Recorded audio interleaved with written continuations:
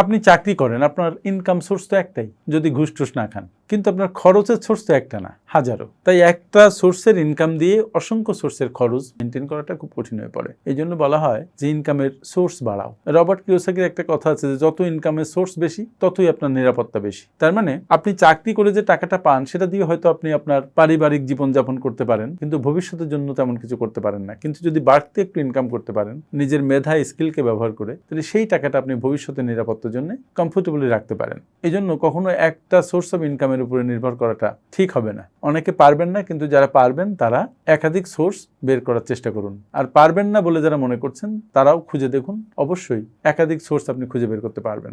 So work on that.